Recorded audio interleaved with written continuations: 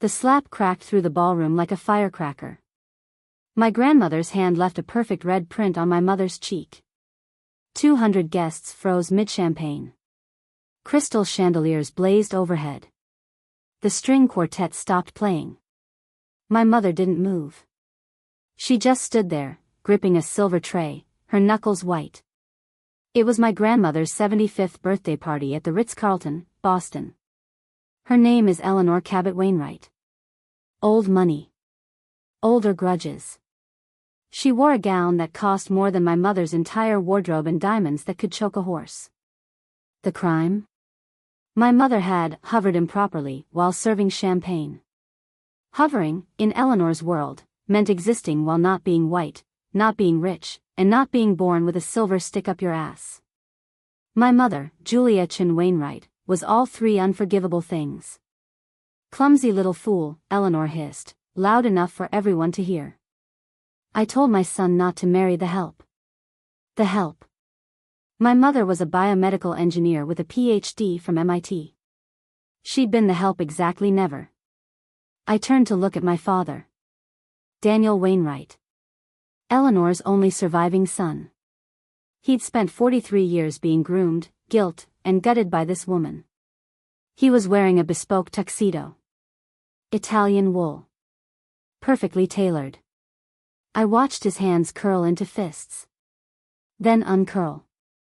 He reached up and grabbed his bow tie. Yanked it off. Dropped it on the floor. Then he unbuttoned his jacket. Shrugged it off. Let it fall. Daniel, Eleanor snapped. What are you doing? He didn't answer. He walked over to my mother. Took the tray from her hands. Set it down. Then he took her hand. Daniel, my mother whispered. What? We're leaving, he said. Quietly. Calmly. Like he was ordering coffee. You will do no such thing. Eleanor's voice went shrill. My father turned to her. Smiled. It wasn't a nice smile. Mother, he said, you just slapped my wife at your birthday party. In front of 200 people. While she was serving you champagne. Because you think she's beneath you. He paused. But here's the thing. The only person beneath anyone in this room is you. Gasps rippled through the crowd. My Uncle Marcus choked on his scotch. Aunt Penelope looked like she'd swallowed a wasp. Their two horrible children, my cousins, froze mid-eye roll. Eleanor's face went purple. How dare. Happy birthday, my father said. We're done. He turned and walked toward the exit, still holding my mother's hand. She was trembling. But she was walking. I stood frozen for exactly 1 second. Then my father looked back. Ava. Coming? I grabbed my clutch. Stepped over my father's abandoned tuxedo jacket. And followed. Behind us, Eleanor started screaming. Daniel Wainwright. You walk out that door and you are no son of mine. My father didn't slow down. You'll regret this. You'll come crawling back. You'll be nothing without this family. Nothing without this family. That was the funniest thing I'd ever heard. Because my father had been nothing his whole life. Nothing that mattered to her. Nothing that measured up. Nothing that wasn't a disappointment. He pushed open the gilded double doors. Cold November air hit my face. And for the first time in 17 years, I felt like I could breathe. We stood on the sidewalk, the three of us, as the valet stared and the doorman pretended not to notice. My mother touched her cheek. The red mark was already darkening. Daniel, she said, her voice shaking. Your job. Your trust fund. The house. Gone, he said. What? The trust fund's been gone for years. Mother drained it to fund Marcus's failed hedge fund. He laughed. Irony, right? The golden child lost everything. I'd been working at a startup for the past 18 months. Never told her. My mother stared at him. My mouth fell open. Wait. You're not a useless middle manager at grandfather's firm? Nope. He pulled off his cufflinks and pocketed them. I'm the CTO of a robotics company. We make surgical robots. It's actually really cool.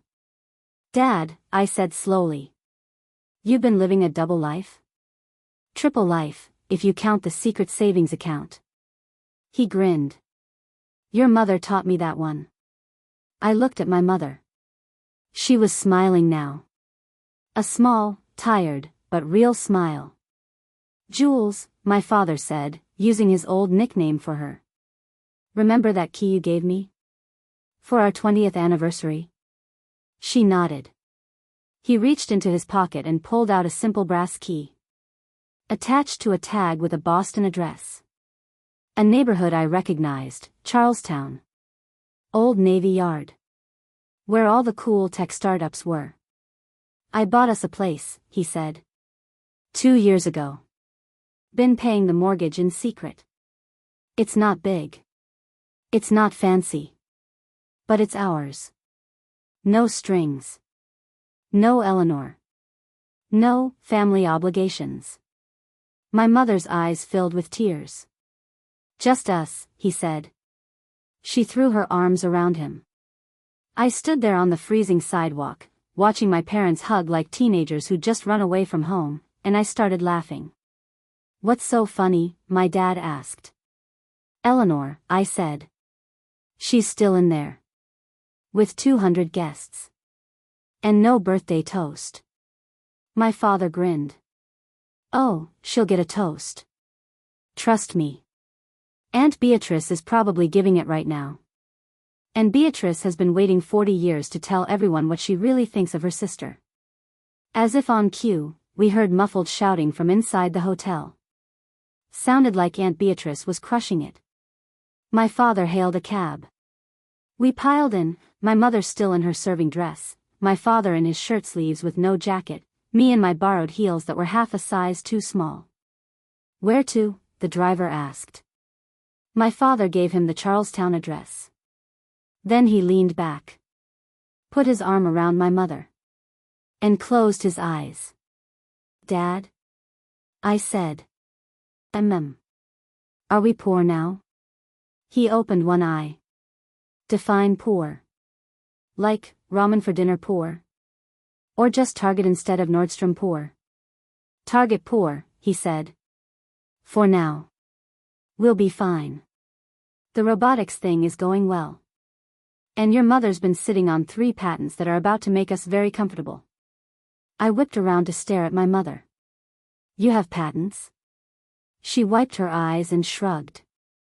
A few. Surgical adhesives. Nothing dramatic. Nothing dramatic? Mom, that's huge. I was waiting for the right moment to tell you both. She glanced at my father. Seems like tonight is the night for secrets. The cab driver caught my eye in the rearview mirror. Hell of a night, he said. You have no idea, I told him. The cab dropped us off at a converted warehouse in the Charlestown Navy Yard. Red brick. Big windows. A neon sign in the lobby that said Nerds Welcome. This is it, my father said. Home sweet nerd home. My mother stood on the sidewalk, staring up. You bought a warehouse? Technically, I bought a 3rd-floor loft. The rest belongs to a biotech startup and a guy who makes artisanal hot sauce. It smells like tacos, I said. That's the hot sauce guy. His name is Hector. He's very friendly. Also, his ghost pepper batch is no joke. I cried for an hour. We took the freight elevator up. It was slow and rattly. Someone had painted a mural of a robot fighting a dinosaur on the wall. My mother kept touching things. The exposed brick. The steel beams. Her fingers traced patterns like she was reading Braille. It's very industrial, she said. Wait till you see the inside. He unlocked the door. Flicked on the lights. And I forgot to breathe. The loft was enormous. Soaring ceilings. Polished concrete floors. A kitchen with actual marble countertops. Floor-to-ceiling windows facing the harbor. But the best part? The absolute best part? Hanging from the ceiling was a banner made from what looked like old lab coats. Painted on it in bright blue letters. Welcome home, Jules and Ava. We did it. My mother burst into tears. My father panicked. Is it too much? I knew it was too much. The banner's cheesy. Hector said the banner was cheesy. No, you idiot, she sobbed. It's perfect. She walked over to the windows. Pressed her hand against the glass. Outside, the harbor glittered with boat lights. 22 years, she said quietly. I put up with her for 22 years. My father came up behind her. I know. I'm sorry it took me so long. You were scared. We both were. Still. You deserved better. He kissed the top of her head. From now on, you get better. I left them by the window and explored the loft. My room was down a short hallway. Someone, probably Hector the hot sauce guy, had painted my name on the door in glittery purple letters. Inside, a bed. A desk. A bookshelf already stocked with sci-fi novels. And a window seat overlooking the water. I sat down on the window seat and finally let myself cry. Not sad crying. Relief crying. The kind where you didn't realize how heavy something was until you put it down. 10 minutes later, I heard my father yell, "Pizza's here." I wiped my face and went back to the kitchen. My parents were sitting on the floor, there was no furniture yet, eating pizza straight from the box. My father had changed into sweatpants and a shirt that said I paused my game to be here. My mother was wearing his MIT hoodie. The one that was too big for her and probably older than me. Saved you the pepperoni, my father said through a mouthful of cheese. I sat down with them. The concrete floor was cold. The pizza was from a place called Sal's that Hector recommended. It was the best pizza I'd ever eaten. Okay, I said. What's the plan? My father wiped his mouth. The plan is, we survive. We thrive. We make Eleanor irrelevant. That's vague. Specific enough for tonight. What about the trust fund thing? Is there any money? He hesitated. Define money. Dad. We have enough to float for about 3 months. Maybe 4 if we're careful. The startup just closed a funding round, so my salary kicks in next month. Until then. He shrugged. Ramen. I thought you said Target Poor, not Ramen Poor. Target Poor starts next month. This month is Ramen Poor. He grinned. Think of it as an adventure. My mother pulled out her phone. Started typing. I'm calling the patent lawyers tomorrow. If we fast-track the adhesives, we could have licensing deals in 6 months. 6 months? Optimistic. Realistic is 9. I looked between them. So we're really doing this. We're really never going back. My father set down his pizza slice. Looked me straight in the eye. Ava, he said. Your grandmother slapped your mother. In public. She humiliated her for 22 years. She drained a trust fund that was supposed to be for your education to pay for Marcus's yacht. She called your mother, the help, at her own birthday party. He paused. If I ever go back, if I ever even think about going back, I want you to slap me yourself. Hard. Across the face. With a frozen fish. I blinked. A frozen fish? Hector has a freezer full of them. He'll lend you one. That's very specific. I've had time to think about it. My mother started laughing.